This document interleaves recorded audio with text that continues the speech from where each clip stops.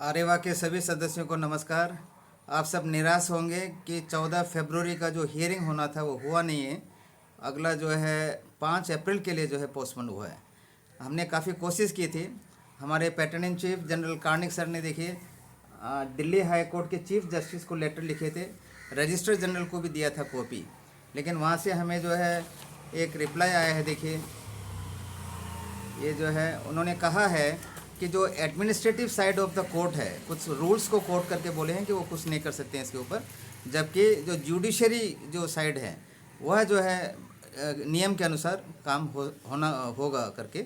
लेकिन हमारे जो एडवोकेट है उनको पिछले 5 बार जो हियरिंग आया था डेट, तब भी हमने लगातार उनको जो है बताता रहा था कि मेंशन करके जो हमारे केस को लाने के लिए, लेकिन उनका वो यही बताता रहा कि नहीं अभी हो जाएगा, जो कुछ हम कर रहे हैं करके। लेकिन कई तो उन्होंने फ़ोन कॉल भी जो है अटेंड नहीं करता था, ताकि एक्चुअल में जो बार काउंसिल ने जो ड्यूटीज़ दे रखे हैं एडवोकेट्स, जो रिलेशनशिप होता है एडवोकेट और क्लाइंट्स के बीच में, उसका कोई भी जो है ये उसका फॉलो नहीं कर रहा था।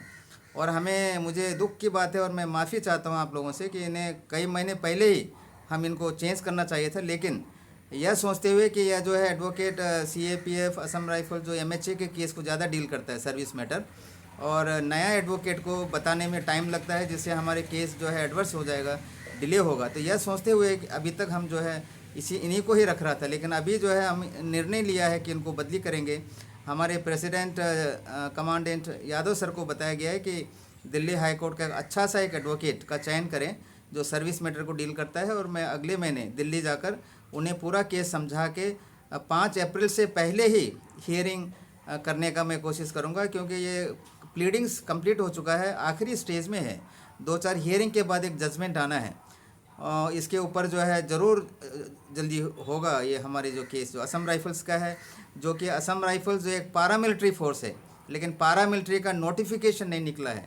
यह इससे भी बहुत ही दुखद की बात है, जबकि हमने PM नरेंद्र मोदी जी का 10-15 दिन पहले एक स्टेटमेंट पढ़ा था कि जो भारत की जनता जो है अपने अधिकार के लिए यानी राइट्स के लिए जो है काफ़ी सामने आते हैं सड़क पर।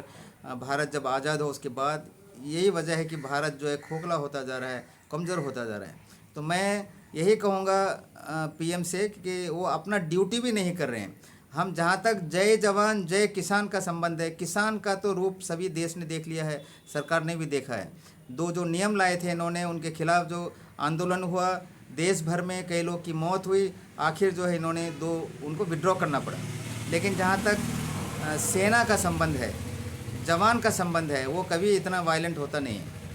हम तो केवल असम राइफल्स इस एसोसिएशन के द्वारा अपने आइडेंटिटी रिस्टोरेशन की मांग कर रहे हैं, क्योंकि जो करेक्ट जो पारामिलिट्री का जो फैसिलिटी हमको मिलता था 3rd सेंट्रल पे कमीशन तक, 4th सेंट्रल पे कमीशन जो है हमें पुलिस करके, और जितने जो DG आए हैं अभी जो प्रेजेंट DG को छोड़ के, वो अपना वेस्टेड इंटरेस्ट के लिए असम राइफल्स को गलत प्रोजेक्ट करके सरकार के सामने पुलिस कहते हुए उन्होंने रहा, जिससे कि हमारा जो है बिल्कुल जो हमें इज्जत मिलना चाहिए था असम राइफल्स का, वो नहीं मिल रहा है। तो हमें पूरा विश्वास है कि अभी जो प्रेजेंट DG सर हैं, जिनको कि pattern in chief general Karnik sir ने लेटर लिखा था ये नोटिफिकेशन के लिए पारामिलिट्री का, जिसका कॉपी हमने आर्मी चीफ को भी दे रखा है और MHA में भी, उसके ऊपर जो है जल्दी से जल्दी ये कार्रवाई होगी।